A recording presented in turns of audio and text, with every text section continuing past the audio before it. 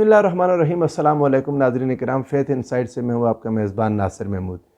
قربانی کے جانور جب ادھر ادھر چلتے پھرتے آپ کو نظر آ رہے ہیں، یا جب آپ خریدنے کے لیے جا رہے ہیں منڈی میں، یا جہاں بھی آپ کی نگاہ پڑتی ہے، تو قربانی کا جانور نظر آتے ہی قربانی ذہن میں آ جاتی ہے فوراً، اور یہ قربانی کس کے لیے کی جا رہی ہے، یہ قربانی کیوں کی جا رہی ہے، وہ سارا ایک تصور ذہن میں آتا ہے۔ یہ قربانی کے جانور چلتے پھرتے اللہ کی نشانیاں ہیں، یہ اللہ کی یاد دلا رہے ہیں۔ اس لیے رب ذوالجلال نے ان قربانی کے جانوروں کو اپنے شعائر قرار دے دیا۔ ارشاد فرمایا وَالْبُدْنَ جَعَلْنَاهَا لَكُم مِّن شَعَائِرِ اللَّهِ، کہ یہ جو بڑے جانور ہیں قربانی کے، یہ تمہارے لیے اللہ کی نشانیوں میں سے ایک نشانی ہے۔ اب یہ اللہ کی نشانی اور شعائر اللہ کیا ہیں، تھوڑا تصور میں جائیں۔ قرآن مجید ایک اور مقام پر صفا و مروہ کو اللہ کی نشانی کہتا ہے۔ ارشاد فرمایا ان الصفا والمروہ من شعائر اللہ، صفا و مروہ اللہ کی نشانیاں ہیں۔ دو چھوٹے چھوٹے پہاڑ ہیں، وہ اللہ کی یاد دلاتے ہیں۔ اب ان کو اللہ رب العزت نے اپنی نشانیاں بنایا، تو اللہ کی نشانیاں یاد رکھیں کیا ہیں۔ دو طرح کی چیزیں ہیں، ایک اللہ کی عبادات کے مکانات و مقامات ہیں جو اللہ کی یاد دلاتے ہیں، اور دوسرا زمانے اور علامات ہیں۔ دو طرح کے شعائر ہیں اللہ کے۔ اگر آپ مقامات میں آ جائیں تو اس میں کعبہ ہے، عرفہ ہے، مزدلفہ ہے، صفا و منی ہے، اور آپ یوں کہہ لیں تمام مساجد، جس مسجد کو آپ دیکھتے ہیں اللہ یاد آ جاتا ہے۔ اللہ کا گھر ہے تو گھر والا خود بہت یاد آتا ہے۔ اب دوسری طرف اگر دیکھیں زمانے اور علامات میں، تو اس میں رمضان ہے ایک زمانہ جو اللہ کی یاد دلاتا ہے۔ ذوالحج کا یہ مہینہ جس کا بھی آغاز ہوا، یہ اللہ کی یاد دلاتا ہے۔ عیدین ہیں، چھوٹی اور بڑی عید، اس پر تکبیرات کی کثرت کرتے ہیں، اللہ اکبر اللہ اکبر، لا الہ الا اللہ واللہ اکبر، اللہ اکبر وللہ الحمد۔ ہر لمحہ اللہ کی یاد آتی رہتی ہے۔ اور علامات میں اگر ہم دیکھیں تو اس میں اذان ہے، نماز ہے، قربانی ہے، یہ علامات ہیں جو اللہ کی یاد دلاتی ہیں۔ اللہ رب العزت کی یاد دلانے کے ساتھ اللہ کا شوق پیدا کرتی ہیں۔ اگر کوئی انسان دل میں تھوڑی سی اللہ سے محبت پیدا کر لے، یاد رکھیں اس محبت کے لیے محنت کرنی پڑے گی۔ اللہ کی محبت کو دل میں اجاگر کرنے کے لیے اللہ کے انعامات کا بار بار ذکر کرنا ہوگا۔ اللہ کی محبت اپنے دلوں میں زیادہ کرنے کے لیے میرے اوپر اللہ کے احسانات کیا ہیں، ان کو اکیلے بیٹھ کر گننا ہوگا۔ اپنی نافرمانیوں کو، اپنی بے وفائیوں کو، اپنی جفاؤں کو، اور پھر اس رب کی نعمتوں کو، اس کی رحمتوں کو، اس کی مہربانیوں کو، اس کی عطاؤں کو سوچنا ہوگا۔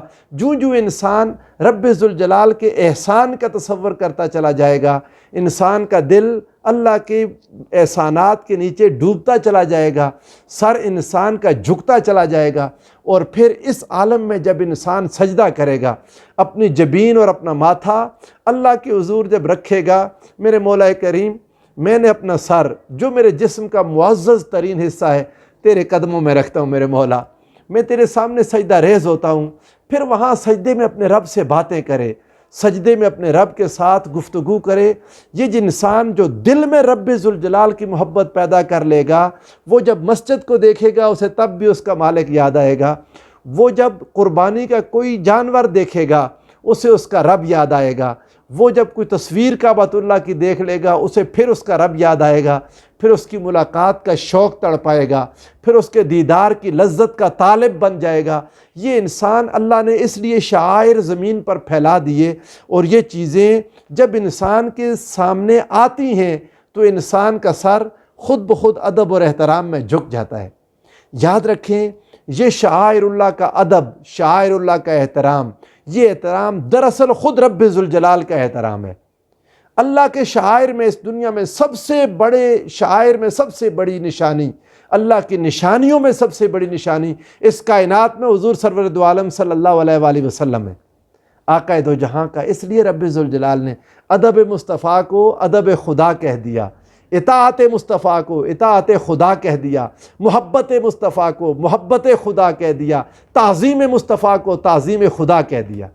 اس لیے اور پھر باقی جتنی چیزیں اللہ کے شعائر میں، ان کا احترام بھی وہی کرے گا جس کے دل کو تقوی نصیب ہوگا۔ رب ذوالجلال نے فرمایا وَمَن يُعَظِّمْ شَعَائِرَ اللَّهِ فَإِنَّهَا مِن تَقْوَى الْقُلُوبِ، جو انسان اللہ کے شعائر کی تعظیم کرے گا یہ دل کے تقوی میں سے ہے۔ اور پھر فرمایا فَهُوَ خَيْرٌ لَهُ، یہ اس کے لیے بہتر ہے۔ تو انسان جب دل میں محبت ہو تو یہ شعائر اور یہ نشانیاں انسان کو وہ لطف عطا کرتی ہیں کہ جس کا انسان ادروائز تصور ہی نہیں کر سکتا۔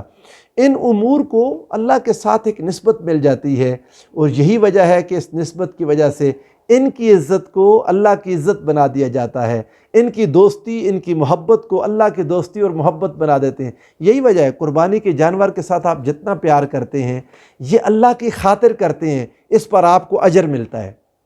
ایک بکرے، ایک چھترے، ایک گائے، بھینس، بیل، اونٹ، ان سے محبت کرنا اور ان کی عزت کرنا، رب ذوالجلال اس سے راضی ہو جاتا ہے کہ یہ اللہ کے نام پر خرید لیے گئے، ان کو اللہ کا نام لگ گیا، اب یہ اللہ کی خاطر قربان ہو گئے۔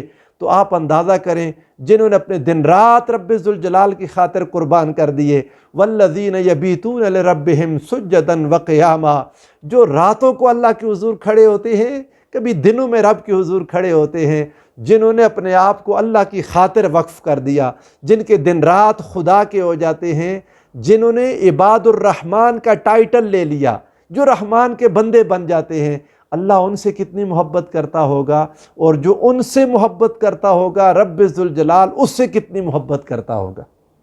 یہ بات بہت سمجھنے والی ہے۔ یہی وجہ ہے رب ذوالجلال نے، حضور علیہ السلام نے ایک حدیث بیان کی، آقا نے ارشاد فرمایا، خود اللہ فرماتا ہے من عادی لی ولیا فقد آذنتہ بالحرب، جو میرے کسی ولی سے عداوت رکھتا ہے اسے میں جنگ کا چیلنج کرتا ہوں۔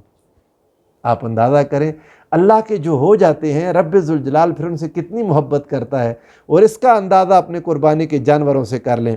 اور اللہ تعالیٰ نے ان کی تعظیم کو واجب کر دیا، فرمایا وَمَن يُعَظِّمْ شَعَائِرَ اللَّهِ وَمَن يُعَظِّمْ حُرُمَاتِ اللَّهِ فَهُوَ خَيْرٌ لَهُ عِنْدَ رَبِّهِ، یہ اللہ کی حرمات ہیں، جو ان کی عزت کرے گا، ان میں بیت اللہ ہے، ان میں حجر اسود ہے، ان میں رکن یمانی ہے، ان میں صفا و مروہ ہے، اس میں قربانی کے جانور ہیں، اس میں اولیاء صلحاء ہیں، اس میں اللہ کے انبیاء ہیں، حضور کے اہل بیت اطہار صحابہ ہیں، ان ساروں کی عظمت کا اپنے ذہن میں خیال رکھنا، ان سے محبت کرنا، ان کا خیال کرنا، یہ اللہ کی طرف سے بہت بھلائی والی بات ہے، اور یہ اس دل کو نصیب ہوتا ہے جس دل میں اللہ کا تقوی اور اللہ کا خوف ہو۔ تو قربانی کا جانور چونکہ اللہ کی نشانی بن گیا، آپ اس کو جتنا چمکائیں گے، جتنا صاف ستھرا رکھیں گے، باقی جانوروں سے جتنا پیارا لگے گا، باقی کے دوسرے جانوروں میں چلتے پھرتے جتنا ممتاز نظر آئے گا، آپ اس کے ماتھے پر مہندی لگا دیں، کہیں پر اس کا سفید نشان ہے وہاں پر اس کا مہندی کا رنگ دے دیں، اس کو جس طرح صاف ستھرا رکھیں، روزانہ نہلائیں دھلائیں، اللہ رب العزت اس سے راضی ہوگا۔ اور یقیناً جب انسان کو اس سے محبت پیدا ہو جائے گی، جب اس کی گردن پر چھری چلائے گا تو تب اس کے دل میں وہ تصور تھوڑا سا آئے گا جب سیدنا ابراہیم علیہ السلام نے اپنے بیٹے، محبوب بیٹے کی گردن پر چھری رکھ دی، تو انسان یہ کہے گا میرے مولا میری ساری محبتیں تیری خاطر ہیں، میرے مولا میری ہر محبت تیرے راستے میں قربان، تو مجھ سے راضی ہو جا میرے مالک، میں تیری خاطر اپنا تن من دھن سب کچھ قربان کر دوں گا۔